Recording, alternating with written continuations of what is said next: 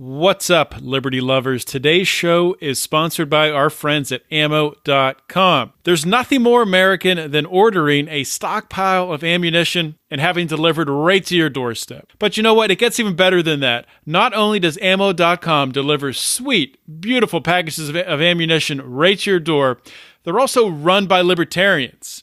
In fact, you can read an awesome article on their site right now that I've linked to on the show notes page called Locked Up: How the Modern Prison Industrial Complex Puts So Many Americans in Jail. And you know what? It gets even better than that. When you buy at ammo.com, 1% of every single sale, that's gross sale, not net, goes to a libertarian cause of your choosing that you get to pick at checkout. And the best part, the kicker, through the link ammo.com/Lions of Liberty, you get $20 off your order of $200 or more. So support this show, help to spread the ideas of liberty, and buy some ammo to defend your personal liberty. Bam.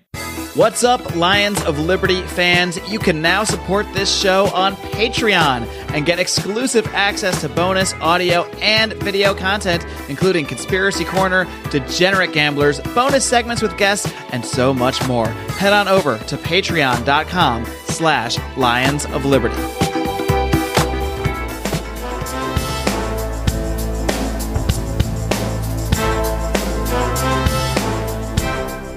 Welcome to Felony Friday, a presentation of the Lions of Liberty podcast.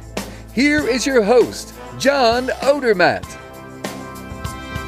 Felons, friends, and freedom lovers, welcome back to another edition of Felony Friday, a weekly show right here on the Lions of Liberty podcast. Of course, Felony Friday is the show where each and every single Friday I focus on exposing injustice in this nation's broken criminal justice system. And on this week's show, I got a very exciting, very controversial guest who's coming on to talk about a project that is going to, well, let's just say it's going to upset some of the gun grabbers on the left. And it's taking some laws that they think that they've put in place to protect people.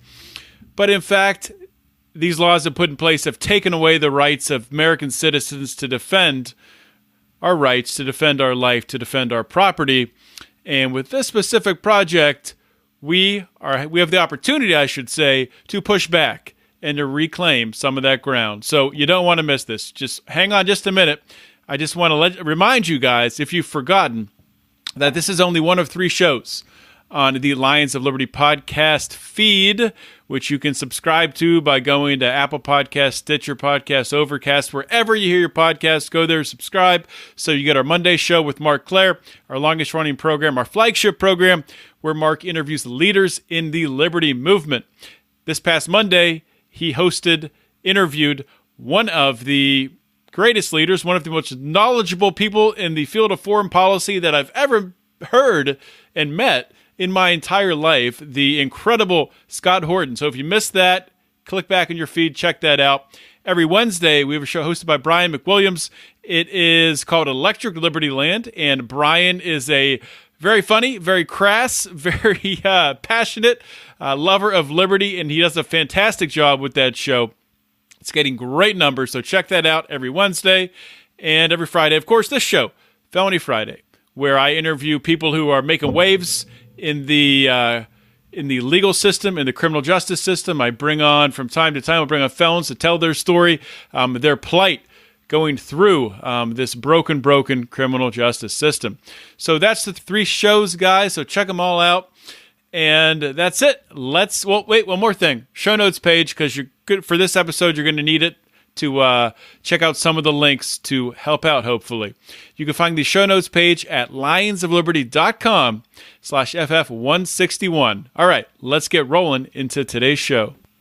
My guest today is Austin Jones from Atlas Arms. Atlas Arms is a 501c3, which has the goal of bringing armor-piercing bullets to the masses. Austin is the chief engineer, and he heads up the project. He is also the co-founder of 2020 Armor, and Austin has previous experience in the startup enterprise application, experimental technology, and soft-body armor. In addition to that, he's done design work on the micrometeoroid shielding for soft-bodied spacecraft. So I'm sure he's a very, very intelligent guy, and has contributed to in-depth knowledge of the principles and technologies employed in textile-based ballistic protection. Austin, welcome to Felony Friday. Thanks for having me. I'm glad to be here. Thanks for coming on the show. And, the reason that I'm having you on is to talk about the Atlas Arms project. I'm looking forward to spending time talking about that. But before we go down that road, before we go down that path, I know that you're a liberty lover, a libertarian. If you could just give my audience a little bit of a background on, what lit that spark? What really drew you towards the ideas of liberty? Well, I think I have somewhat of a, common path that I followed. I guess you could say that when I was young, I was kind of conservative. And then midway through high school, I started realizing that I was not all about kind of the neoconservative ideas that were going around the Republican Party at the time, that I guess my politics lied elsewhere. And I very much bought into kind of the whole, the great mythology of the American Revolution. And I still do. I saw, great, my heroes are Ben Franklin and, Thomas Jefferson and those. So that's kind of what it was. I think at the end of high school, you could have wrapped my entire politics up into a "Don't Tread on Me" flag. One of those, right? And then as I went through college, I really thought about it a lot. And I have some friends that are really big into philosophy that I owe to kind of help me refine my ideals.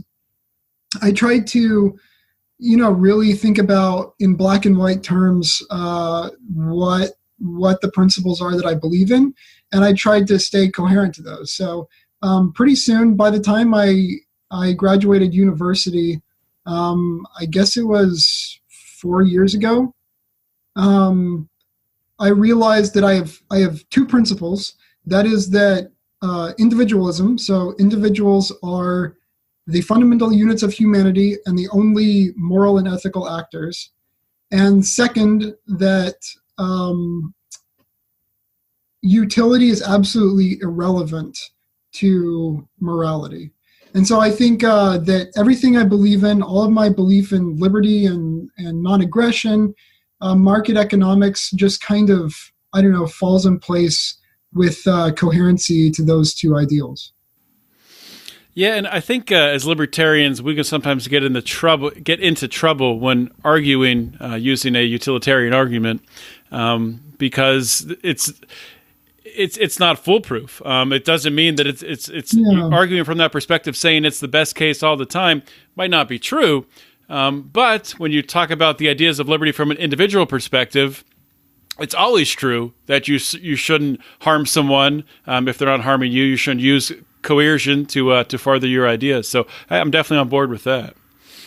I should say, I find that there's this nice piece of serendipity that, in fact, it just so happens the utility often does go along with the morality. But of course, I think that it's established that way, not the other way around, because you will end up at some circumstances. Like, for instance, I do think that it is very useful to have a wall along the U.S.-Mexico line, but I also think it's immoral. So, you can't use the utility to get to the morality. All right. Well, we could talk about this for probably the whole show, but that's not why everyone's listening. That's not why everyone's here. So, yeah, we want to talk about Atlas Arms, this really unique project. I spent the past 2 days looking into it, reading about it, watching the video you have there on the website. So before we dive into the specifics, can you just give people an overview on really the genesis of this idea? Where did it come from, and who else is behind it with you? Sure. Okay. So for me, this kind of starts there are kind of two lead-ins to it. My personal lead-in, which is that for a long time I was thinking along the lines of, well, I've always been kind of a gun guy, and I have my libertarian streak that's quite radical, and I'm an engineer. So I was thinking about projects that could use technology to undermine firearms regulations. The first idea I had was to make a homemade gunpowder factory, because gunpowder is extremely difficult to produce and is like the easiest handle that I think regulators have on the fundamental technology of firearms. That doesn't work out. You get to a point where foreseeably it does in fact become as dangerous as you might think it is. So that didn't happen. But I did have some other like really radical concepts that I'm very excited to work on in the coming several years. It got to a point where I found a lot of friends. I found Mike Crumling, who helps on the project now. I found John, who's an engineer at Defense Distributed. And they're really excited about this stuff, and I am too. But I knew I would need a simpler project to start with. And this is by no means simple, but that's where I came to here. So I was thinking, what firearms regulations can we just obsolete with technology? Make it such that what the regulations, are locking down doesn't even matter anymore. And so that's how I came to this. Now, the other path is the legal. So in 1985, Ronald Reagan was president. That pro-gun conservative. And what did we get out of it? But, a fistful of firearms regulations, including the machine gun ban, and also this ban on armor-piercing ammunition. A few years earlier, NBC had a primetime special where they talked about, cop killer bullets, how, police wear a body armor, and these armor-piercing ammunitions that are on store shelves endanger police because they're capable of breaching their armor. Now, the fact of the matter is, to this day, not a single police officer in the United States has been killed with armor-piercing ammunition. Really? Wow. So it's entirely, well, you know how it is. I mean, it's just the kind of the sensationalism. That's the same thing around assault weapons. These weapons of war on the street. It's the same idea. Yes, exactly. But the law in 1985, it banned the manufacture and the import of armor-piercing ammunition, but not the sale or the possession. And it defines as armor-piercing ammunition a projectile that falls under one of two criteria. The first is composition. So it can't. So armor-piercing ammunition is a projectile or projectile core composed of steel, iron, depleted uranium, tungsten, beryllium, copper, brass, or bronze. The other thing is that even if it doesn't have any of that in it, it can't be a fully jacketed projectile, or it is a fully jacketed projectile whose jacket weighs more than 25% of its total mass. So, I think I know the answer, but what was the reasoning behind these specific limits here? Was the only armor-piercing bullets at the time composed of these elements, or? Right. Well, so obviously you can't say anything that's able to pierce armor, because you're just opening the door. I mean, that's banning essentially all guns, right? I mean, like rifles can penetrate, pistol armor, and it just, it doesn't work well like that. So, and then you also can't say, well, anything intended to, because intent, I mean, that's a not very easy term to define, and you can get that flipped over. So they really had to look at kind of the features of the ammunition of the day that was intended to penetrate armor. And so there's a brand called KTW that was made of it was just like solid brass bullets. And then of course what the military uses on a large scale, it's depleted uranium. And then for small arms, of course, they use mostly lead and copper jacketed ammunition that has like a steel or tungsten core.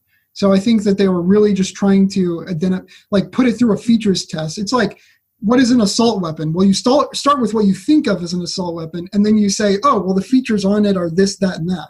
And I think that's what they did here. They just said, what is armor piercing? And then they identified the features that armor piercing ammunition has. So what's your plan with this project to overcome those limitations? Well, I think the most important intuition for libertarians to realize is that legislative law and the state in general in its mode of control is wholly reactive. They can only try to manage what already exists. And even of that, we know, like, we're always laughing at their ridiculous understanding of gun technology.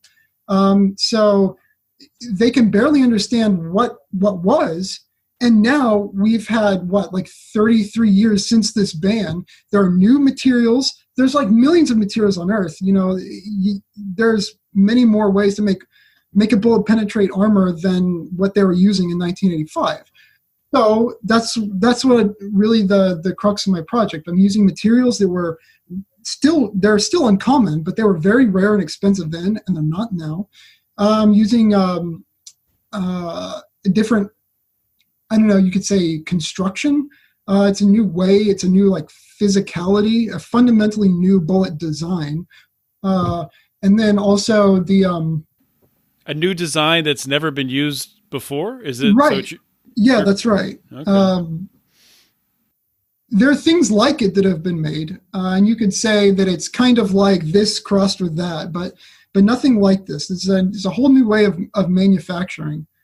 So but between the two, new materials and this new geometry, I will go out on a limb and say that these projectiles will work much better even to penetrate armor than the armor-piercing ammunition from 1985.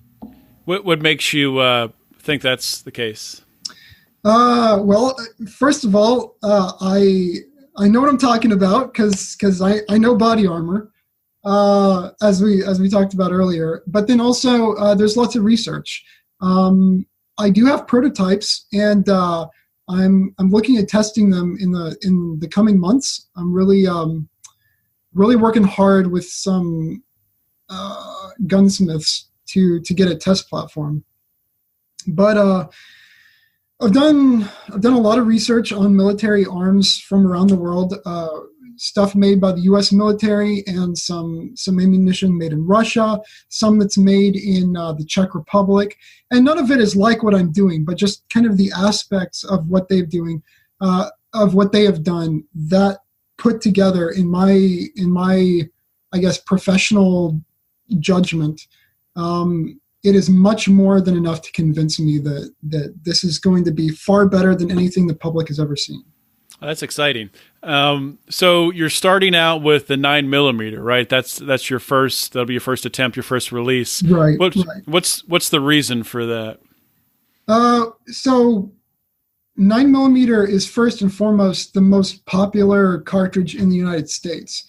I don't think that I think the most popular model of pistol in the world in the United States is the 1911, but that shoots, 45 auto, which is, I hate to say it for the fanboys out there, but it's a fat, slow sucker. And it's not good for penetrating armor. But 9mm is very, very common, more 9mm bought than even 45 auto. And it's pretty light and fast. That helps. A lot of armor penetration comes down to making it really fast. You want speed and not so much the mass of the bullet. So that's one thing. And to me though, that's huge. Like that it is everywhere. That it's so ubiquitous. If we can do this in 9mm, we could of course do it with even more powerful cartridges like 10mm or 40 Smith & Wesson. But if it's 9, then that's it. I mean, pistol armor becomes obsolete at that point. Right now, the 5.7 pistol can penetrate soft body armor, but nobody has that. It's a very expensive gun to buy. The ammunition is expensive. Nobody has it. It's a very niche kind of thing. So it doesn't really, it doesn't matter. So yeah, 9mm. If you do it in 9mm, then it is done, and it really matters to the public. So, have you received any pushback, either from just individuals, maybe people on the left, progressives, who are like, who is this guy? He's going to kill everybody, or from the government? Have you had any pushback from that direction? This is like an interesting case study, because of course there's like the typical anti-gun crowd that's, championed by Pelosi and Feinstein and Schumer. And the Huffington Post put out a piece on what I'm doing. I guess it was last week. That's probably right before they all got laid off. Must have been. There were some big layoffs at the Huffington Post. Oh yeah, I didn't even know. I didn't even know. Yeah. But yeah, so they put out something, and I saw a lot of leftists crying about it on Twitter. But I think largely they don't even know what to think about it, because especially, again, the left and the progressivists, again, it's just a reactionary machine. They know that gun control means this. Like, whatever we're arguing about right now, that's what they think about. So for them, it's like armor-piercing ammunition has been settled for 33 years. This isn't part of the current debate. So I think that they don't even know what to think about it yet, especially because of, again, the implied anti-police nature of it. Right now, of course, the radical left, if we can use Antifa as an example, is very much opposed to police, at least in word and theory. So yeah, I don't think that they really have a position on it yet. On the other hand, where I'm really seeing the screech back is the conservatives. And in fact, as I expected, conservatives are really divided on the issue. Some of them are very happy to, win back some of our gun rights, but the other half, of course, worships police. And, it's the thin blue line kind of stuff. They believe that police are they're great heroes, defenders of justice and all. So, of course, they still can't escape the little fence that they were put in with the arm, cop killer verbiage. And so I've had a lot of them screeching about it and saying that, oh, this is terrible, immoral. Why would you do this? So yeah, that's the way the lines are drawn. Yeah, basically the expected response, I guess. Of course, you're going to get pushback. Yeah, I think it's really unique the way that you've talked about rolling this out. I mean, you're not going to, at least I think you said, you're not going to produce it yourself. You don't want a monopoly on the production of this ammunition. So what is that plan to roll it out? What's your strategy going to be, and how far away are we from that happening? Well, the first thing I need is, if I can plug it right here, the first thing I need is funding. So all you listeners, go for it. Please, help me out, help complete the project. We have a crowdfunding page hosted on gundynamics.com. You can also go to our website, atlasarms.org, and you hit the donate button. You'll find a link to the page there. You can also donate Bitcoin, of course. But yeah, so we need to raise money for this to happen. Like I mentioned, we need to buy testing equipment first and foremost, and the equipment that we need is typical. It's not many people need it, and the ones who do usually have got government money behind them, so they've got an infinite supply of other people's money. And I'm looking at $10,000 now. This equipment, really, if it was the free market, it would cost maybe $2,000. Mm-hmm. But we're looking at $10,000, and so we need to raise that. I'm looking at ways to get around that and to demonstrate that we can penetrate armor without having this equipment. But that's really first. Once we have the equipment, I will work with the machine shop that makes my prototypes to dial in the design based on the empirical evidence that we're seeing in testing. And once I have good loading data for it and I know how to manufacture it very well, I will write code for the Ghost Gunner for this, so that anybody with a Ghost Gunner can buy or make for themselves the jigs to do it, and they can make this stuff at home. And then I will have our machine shop make a first production run, and we'll get a batch out on shelves. So all of that will happen once I put it out on shelves. That first production run, then I will publish the manufacturing specs, what you need to make the projectile, and then the loading data. So what you need to actually load the projectile into a completed cartridge. And that's it. That's the end. From there, we move on to other calibers and the other projects. That's all there is to it. So what's the full funding that you need to execute all of this? I don't know if you said that. I'm looking for $30,000 for the development. Now, of that, immediately $10,000 I need for the equipment, but we also need a lot of funding to pay my lawyers. And that's not just to protect me, but that's to make sure that the ATF recognizes it as the legal ammunition that it is. Yeah. And you know, so other people can make this without having to worry about the ATF coming to their house, raiding their home, and dragging them away to prison. And that's quite expensive. Firearms lawyers like that are not common.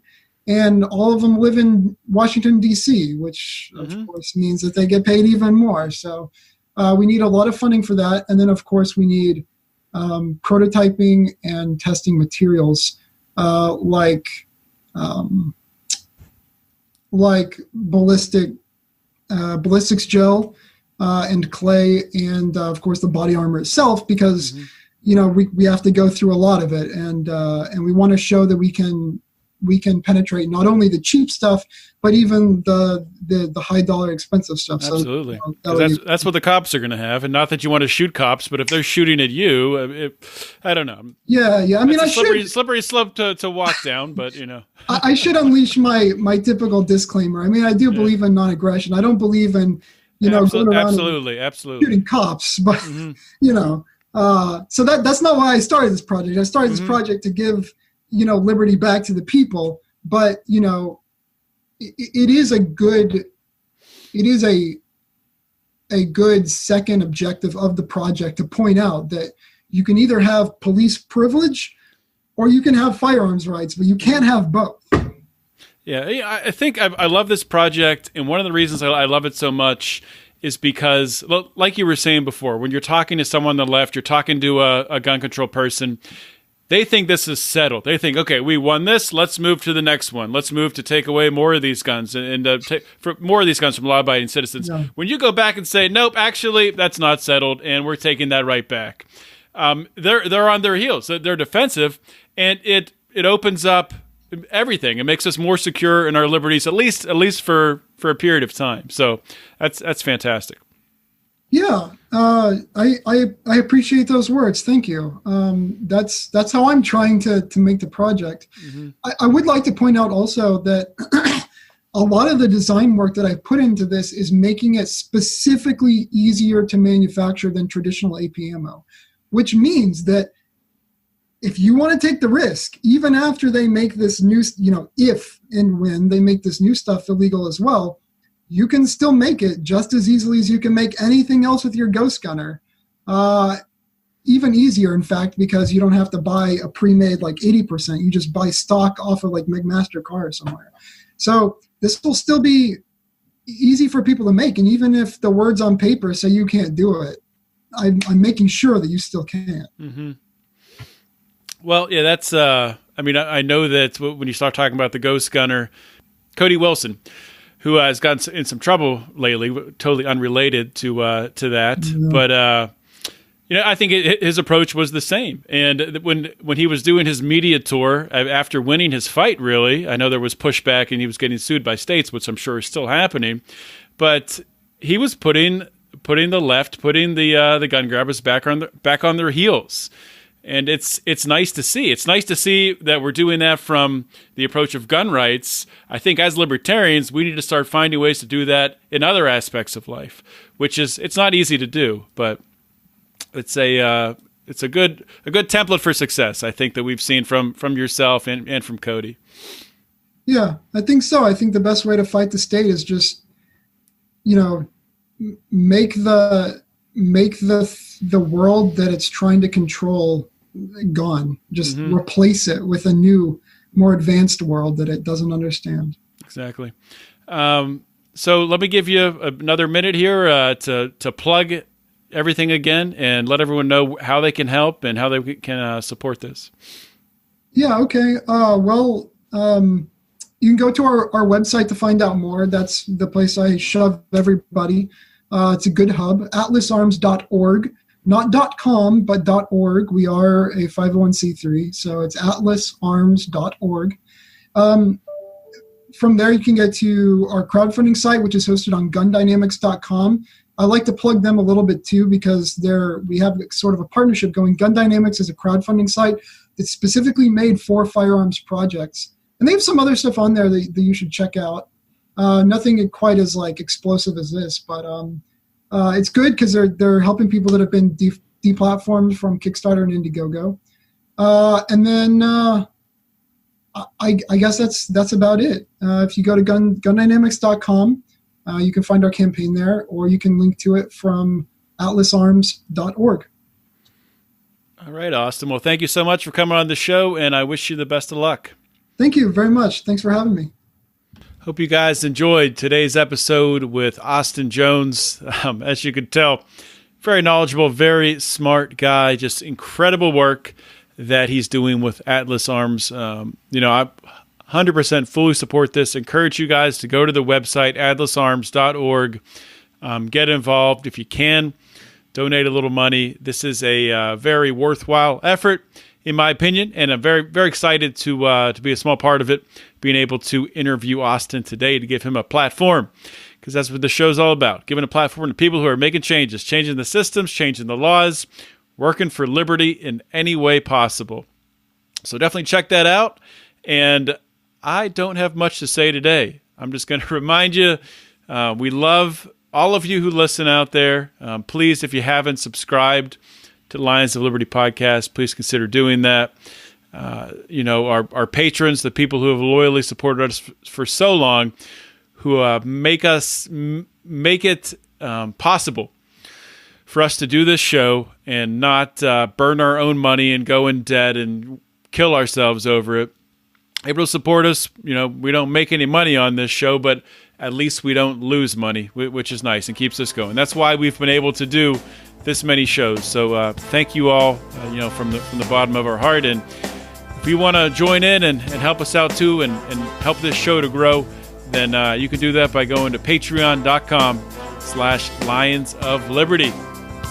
That's it. I want to thank you all for listening. This is John Odermatt signing off. Always remember to keep your head up and the fires of liberty burning.